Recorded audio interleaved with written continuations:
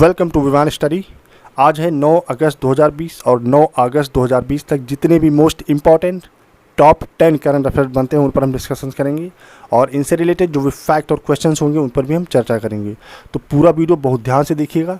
अगर वीडियो आपको अच्छी लगती है, कंटेंट आपको हेल्पफुल लगता है तो चैनल को जरूर सब्सक्राइब करें, साथ ही साथ बेल आइकॉन प्रेस कर लें ताकि जैसे हमारे पास से डेली करंट अफेयर्स की वीडियो अपलोड हुआ करे उसकी लेटेस्ट नोटिफिकेशन और अपडेट सबसे पहले आप तक पहुँचे। और अगर आपने हमारे चैनल को पहले से सब्सक्राइब कर लिया है तो चैनल को ज़्यादा से ज़्यादा अपने फ्रेंड को शेयर करें। और आज की करंट अफेयर की पीडीएफ फाइल आप हमारे डिस्क्रिप्शन बॉक्स से जाकर डाउनलोड कर सकते हैं, वहाँ पर लिंक प्रोवाइड की गई है। पीडीएफ फाइल आप हमारे टेलीग्राम ग्रुप से भी जाकर डाउनलोड कर सकते हैं। चलिए बढ़ते हैं आज की करंट अफेयर पर। आज की करंट अफेयर का सबसे पहला क्वेश्चन है गाइस, अमेजिंग अयोध्या नामक पुस्तक के लेखक कौन है? अमेजिंग अयोध्या, तो इसका करेक्ट आंसर हो जाएगा ऑप्शन डी, नीना रॉय। ठीक है, तो अमेजिंग अयोध्या नाम की जो किताब है अभी हाल ही में लिखी गई है और इसके जो लेखक हैं कौन? नीना रॉय हैं। तो गाइस आप इमेज में देख सकते हैं, ये हैं नीना रॉय और इनके द्वारा जो है पुस्तक लिखी गई अमेजिंग अयोध्या। अब ये अमेजिंग अयोध्या क्या है? ये एक अयोध्या के बारे में प्रकाश डालने वाली किताब है जिसमें अयोध्या के बारे में पूरी डिटेल्स अवेलेबल कराई गई हैं, सब लिखा गया है और ये अयोध्या के इतिहास पर प्रकाश डालेगी किताब। ठीक है, और ये पुस्तक जो है अयोध्या शहर के बारे में एक प्रामाणिक जानकारी देगी और ये जो प्राचीन हिंदुओं के जीवन और उनके समय को समझने के लिए, जो प्राचीन हिंदुओं का जो समय था अयोध्या से रिलेटेड, उनको समझने में मदद देगी। और पुस्तक का जो उद्देश्य है अयोध्या में जो वास्तुकला का ज्ञान प्राप्त करना है, जो वास्तुकला वहाँ पे थी उसके बारे में जानकारी प्राप्त करना, और अयोध्या में जो घर या शहर की स्थापना या जानवर जो अयोध्या में रहते थे उनका जो तरीका क्या था या कैसे स्थापित था उसके बारे में जानकारी अवेलेबल कराएगी किताब।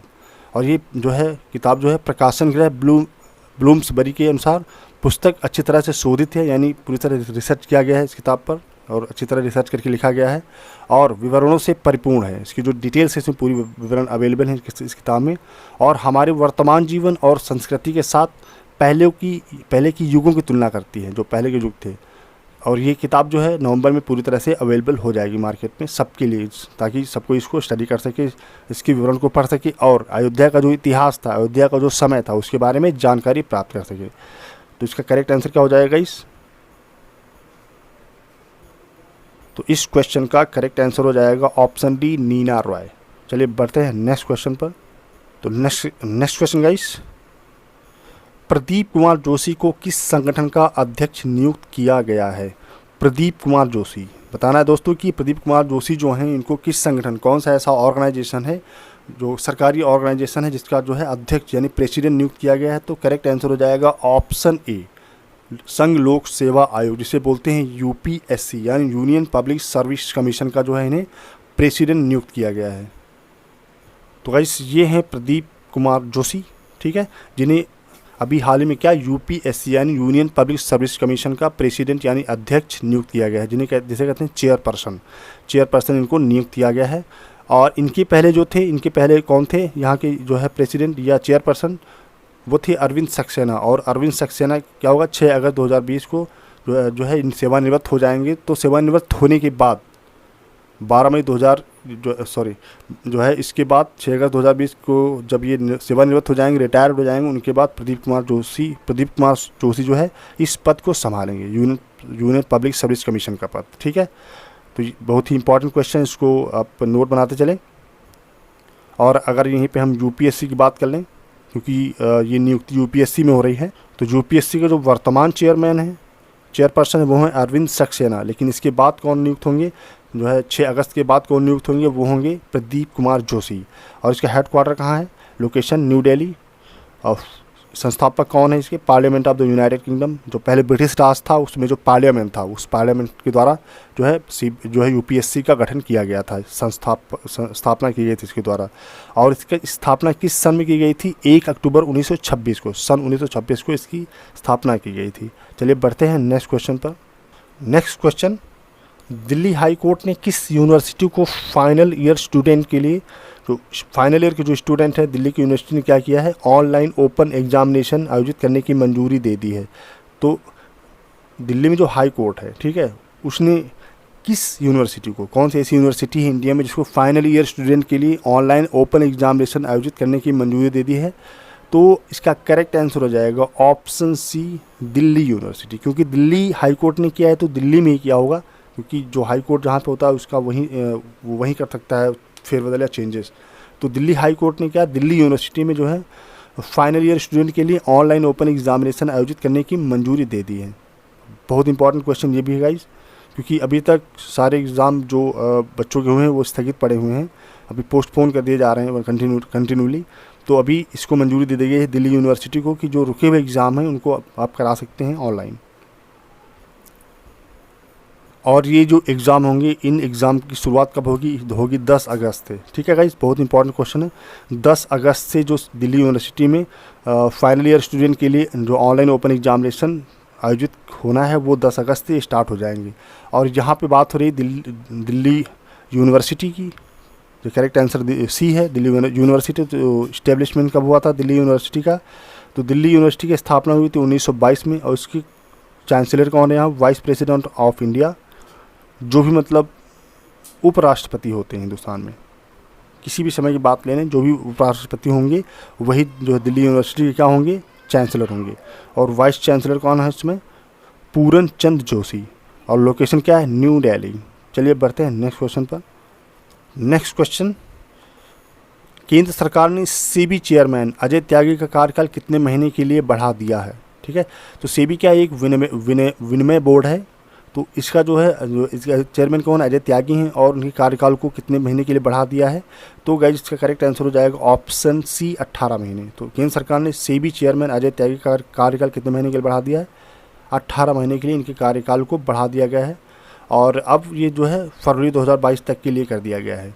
और अजय त्यागी का कार्यकाल इस वर्ष सितंबर के आखिरी में ख़त्म होने वाला था, लेकिन अभी जैसे कि क्वेश्चन में है कि कितने समय के लिए बढ़ाया गया है, तो 18 महीने के लिए बढ़ा दिया गया है। तो भाई ये हैं अजय त्यागी। ठीक है, और इन्हीं के कार्यकाल को अभी 18 महीने के लिए बढ़ा दिया गया है, जबकि ये फरवरी 2022 तक जो है कर दिया गया है। तो गाइस चूँकि यहाँ जिक्र हो रहा है सेबी का, तो सेबी के बारे में समझ लेते हैं। तो सेबी की स्थापना कब हुई थी, ये 12 अप्रैल 1992 को। हेडक्वार्टर कहाँ, मुंबई में है। और इसके चेयरपर्सन यानी अध्यक्ष कौन है, अजय त्यागी हैं वर्तमान में, जिनका कार्यकाल समाप्त होने वाला था, लेकिन अभी कार्यकाल को 18 महीने के लिए बढ़ा दिया गया है। बहुत इंपॉर्टेंट क्वेश्चन, इसको याद रखेंगे क्योंकि एग्जाम में ऐसे ही क्वेश्चन पूछे जाते हैं। तो ये स्टैटिक करंट अफेयर के आप समझ सकते हैं कि स्टैटिक करंट अफेयर है, तो इसके हिसाब से इनको तैयार करें। चलिए बढ़ते हैं नेक्स्ट क्वेश्चन पर। तो नेक्स्ट क्वेश्चन है गाइस, फ्यूचर ब्रांड इंडेक्स 2020 में भारत के किस ब्रांड को दूसरे सबसे बड़े ब्रांड के तौर पर रैंक मिली है। तो भारत का बताना है कि कौन सा ब्रांड ऐसा है जो दूसरी सबसे बड़े ब्रांड के तौर पर रैंकिंग मिली है फ्यूचर ब्रांड इंडेक्स 2020 में। तो इसका करेक्ट आंसर हो जाएगा ऑप्शन डी, रिलायंस। तो रिलायंस को क्या जो है दूसरे सबसे बड़े ब्रांड के तौर पर रैंकिंग मिली है फ्यूचर ब्रांड इंडेक्स 2020 में। तो फ्यूचर ब्रांड इंडेक्स 2020 क्या है, ये एक आकलन एजेंसी है जो आकलन करती है कंपनियों की, जो बड़ी बड़ी कंपनियां होती हैं उनकी आर्थिक स्थिति और उनकी ब्रांड की वैल्यू जो होती है उसका आकलन करती है। ठीक है, तो इसमें जो है रिलायंस को अभी मिला है स्थान। ठीक है, तो गाइस इन जो है रिलायंस को अभी दूसरा स्थान पर रैंकिंग मिली हुई है। तो बहुत इंपॉर्टेंट क्वेश्चन है, इसको कीप इन माइंड या कहीं पे नोट्स बनाते चलें आप। और गाइस थोड़े दिन पहले क्वेश्चन आया था कि सबसे मूल्यवान कंपनी कौन बनी है, सबसे मूल्यवान कंपनी वर्ल्ड में कौन बनी है। तो सबसे मूल्यवान कंपनी बनी है एप्पल। ठीक है, तो पहले स्थान पर एप्पल। यहाँ पर भी जो है जो इंडेक्स रिपोर्ट आई है फ्यूचर ब्रांड इंडेक्स 2020 की जो रिपोर्ट है, इसमें सबसे पहला स्थान एप्पल को मिला हुआ है। और रिलायंस पहली बार इस सूची में शामिल हुई है और जो है ये लंबी छलांग लगाते हुए दूसरे नंबर पर पहुँच गई है। ठीक है, बहुत इंपॉर्टेंट क्वेश्चन है। चलिए बढ़ते हैं आगे। तो गाइस यहीं भी बात हो रही है रिलायंस की। अगर रिलायंस की हम बात करते हैं तो इसके सीईओ कौन है, यानी मुख्य कार्यकारी अधिकारी कौन है, मुकेश अंबानी। और संस्थापक कौन है, धीरूभाई अंबानी। और इसकी स्थापना कब की गई थी, 8 मई 1973 महाराष्ट्र में की गई थी। ठीक है, रिलायंस की। और यहाँ बात करें टाटा की, तो टाटा के सीईओ कौन है, ग्वेंस्टर बटसेक। और हेडक्वार्टर का मुंबई। और इसकी स्थापना कब हुई थी, 1945 में। और किसके द्वारा की गई थी, टाटा फैमिली। और इसके चेयरपर्सन कौन है वर्तमान में, नटराजन चंद्रशेखरन। और बात करें बायजू की, तो बायजू के जो संस्थापक हैं बायजू रविंद्रन हैं। और इसकी स्थापना कब हुई थी, 2011 में। और हेडक्वार्टर कहाँ है, बेंगलुरु। और ऑप्शन सी की बात करें लीलैंड की, तो लीलैंड के जो सीईओ कौन है, यानी मुख्य कार्यकारी अधिकारी कौन है, विपिन सोनदी। और फाउंडर रघुनंदन शरण, और इसकी स्थापना हुई थी 7 सितंबर 1948, और इसका हेडक्वार्टर कहाँ है? लीलैंड का, चेन्नई। चलिए बढ़ते हैं नेक्स्ट क्वेश्चन पर। तो नेक्स्ट क्वेश्चन, किस राज्य के देवलाली यानी नासिक से देश की पहले किसान रेल का शुभारंभ किया गया है? तो इसका करेक्ट आंसर ऑप्शन बी हो जाएगा, महाराष्ट्र। ठीक है, तो क्या हुआ कि जो है महाराष्ट्र में एक राज्य है जिसका नाम है देवलाली, नासिक जिसे कहते हैं, यहाँ से देश की पहली किसान रेल का शुभारंभ कर दिया गया है। और ये किसके द्वारा किया गया है? ये किया गया है जो अभी वर्तमान में जो रेल मंत्री हैं, पीयूष गोयल। और जो है ये बिहार के दानापुर तक जाएगी ये ट्रेन, क्योंकि जो ये किसान एक्सप्रेस जो चलाई जा रही है, किसान रेल जो ट्रेन चलाई जा रही है, ये जो है बिहार के दानापुर तक जाने वाली देश की पहली किसान रेल का शुभारंभ इन्होंने किया है, पीयूष गोयल ने।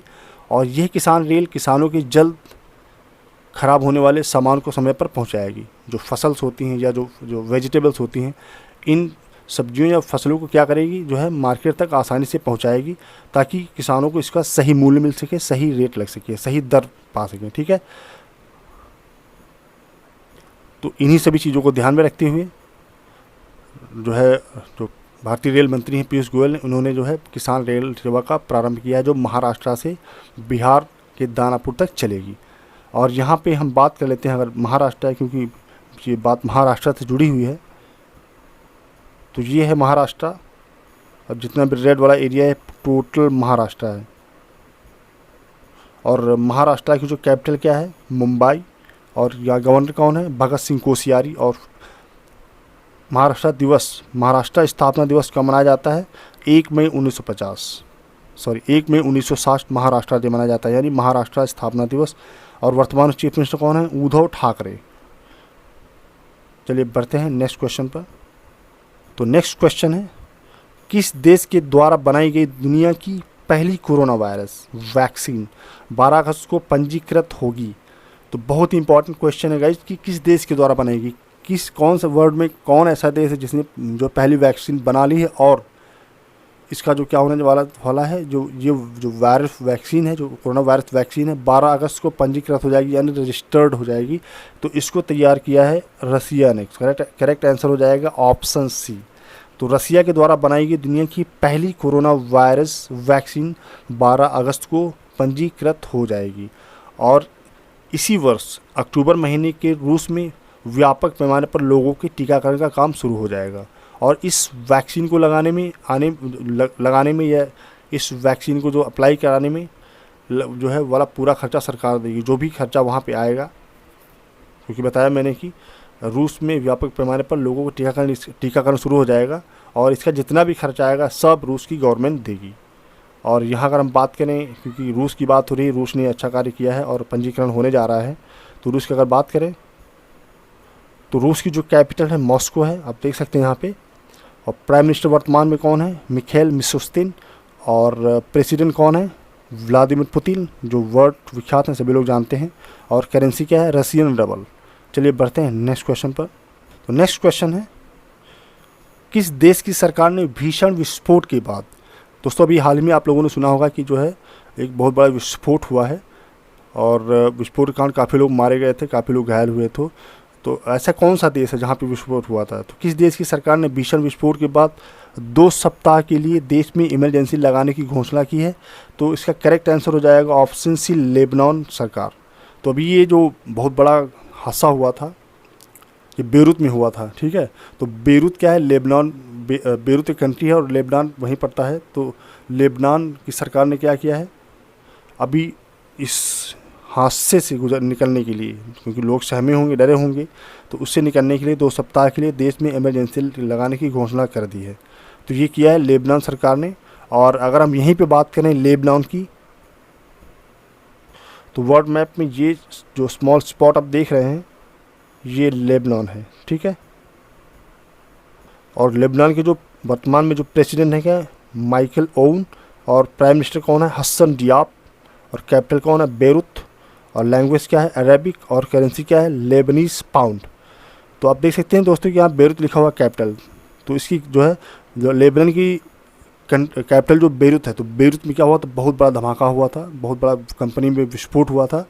तो जिसकी वजह से अभी क्या है, लेबनान सरकार ने 2 सप्ताह के लिए देश में इमरजेंसी लगाने की घोषणा की है। तो बहुत इंपॉर्टेंट क्वेश्चन है, ये लगातार ट्रेंडिंग में है, आप देख सकते हैं न्यूज़ में कि लगातार ट्रेंडिंग में जा रहा है इंटरनेशनल न्यूज़ में।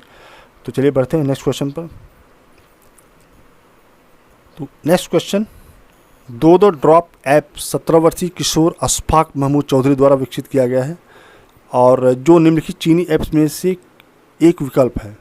तो ये जो चीनी ऐप दिए हैं, जो शेयर इट है या शेयर है, टिकटॉक है, वी चैट है, हेलो है, तो ये जो चाइनीज़ ऐप हैं, तो किस ऐप की जो है विकल्प है दो दो ड्रॉप। बताना है कि दो दो ड्रॉप जो ऐप बनाया गया है, जो एक लड़के ने बनाया, जो 17 वर्षीय है, अशफाक महमूद चौधरी, तो इसने इसको डेवलप किया है, इस ऐप को दो दो ड्रॉप। तो ये किसका सब्स्टिट्यूट है या किसका विकल्प है? तो गाइस इसका करेक्ट आंसर हो जाएगा जो है टिकटॉक। ठीक है, तो ये टिकटॉक का विकल्प, दो दो ड्रॉप जो बनाया है इसने, टिकटॉक का जो है विकल्प है। और अशफाक महमूद चौधरी की अगर बात करें तो गाइस ये हैं अशफाक महमूद चौधरी, जिन्होंने मेक इन इंडिया यानी youth makes do do drop as alternative app for share it in Jammu and Kashmir Rajouri. तो गाइस इसका करेक्ट आंसर, गाइस क्षमा करिएगा, यहाँ पे इसका करेक्ट आंसर हो जाएगा ऑप्शन ए शेयर। इसका मैं टाइपिंग करना था शेयर इट, लेकिन मिस टाइपिंग हो गया है। तो आप ध्यान रखेंगे कि दो दो ड्रॉप जो एप्लीकेशन बनाया है किशोर अशफाक महमूद चौधरी, तो ये किस एप्लीकेशन का सब्स्टिट्यूट है या विकल्प है? तो ये शेयर इट का है, क्योंकि दो दो ड्रॉप क्या करेगा, एक मोबाइल से दूसरे मोबाइल में फाइल्स को ट्रांसफ़र करने का काम करेगा, जैसे कि शेयर इट करता था जो चाइना का ऐप था। ठीक है, तो ये था, बहुत इंपॉर्टेंट क्वेश्चन था ये। तो आइए चलते हैं नेक्स्ट क्वेश्चन पर। और आज करंट अफेयर का सबसे लास्ट क्वेश्चन, किसे भारत के 14वें नियंत्रक और महालेखा परीक्षक यानी सैग कह सकते हैं, कैग के रूप में नियुक्त किया गया है? तो किसे नियुक्त किया गया है गाइज, आपको बताना है। तो guys Girish Chandra, correct answer option D, Girish Chandra Murmu. तो गिरीश चंद्र मुर्मू को क्या किया गया है, भारत के 14वें नियंत्रक और महालेखा परीक्षक यानी कैग के रूप में नियुक्त किया गया है। और ये रामनाथ कोविंद जो है अभी जो वर्तमान में राष्ट्रपति हैं, भारत के संविधान के अनुच्छेद 14 की धारा 1 द्वारा उन्हें प्रदान की गई शक्तियों के अनुसार गिरीश चंद्र मुर्मू को भारत के 14वें नियंत्रक और महालेखा की अधिकारी के रूप में नियुक्त किया गया है। और जिस स्थिति से वह प्रभावी होंगे, या सीट पर बैठेंगे या पद संभालेंगे, अपने कार्यकाल का प्रभार ग्रहण करेंगे और वह राजीव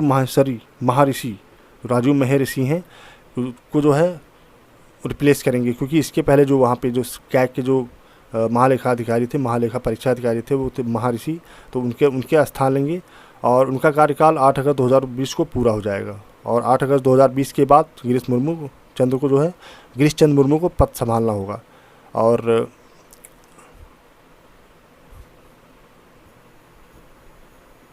तो गाइस ये हैं गिरीश चंद्र मुर्मू, जिनको जो है कैग का महालेखा परीक्षक अधिकारी नियुक्त किया गया है। और 8 अगस्त 2020 को राष्ट्रपति भवन में ये रामनाथ कोविंद यानी राष्ट्रपति के साथ शपथ लेंगे। और वह भारत के जो है, सबसे इम्पॉर्टेंट फैक्ट यहाँ पे, सबसे महत्वपूर्ण चीज़ यहाँ पे है कि वो भारत के जो है कैग यानी CAG के बनने वाले पहले आदिवासी व्यक्ति हैं। ठीक है, बहुत इंपॉर्टेंट क्वेश्चन याद रखेंगे, ये पहले आदिवासी व्यक्ति हैं जो है क्या बनेंगे, कैग के अधिकारी बनेंगे, जो है नियंत्रक और महालेखा परीक्षा अधिकारी बनेंगे। ठीक है, तो बहुत इंपॉर्टेंट क्वेश्चन है। तो ये थी आज की करंट अफेयर गाइस। तो गाइस ये थी आज की करंट अफेयर। और आज करंट अफेयर से रिलेटेड कोई क्वेरी, कमेंट या सजेशन हमें देना चाहें तो आप हमारे कमेंट बॉक्स में दे सकते हैं।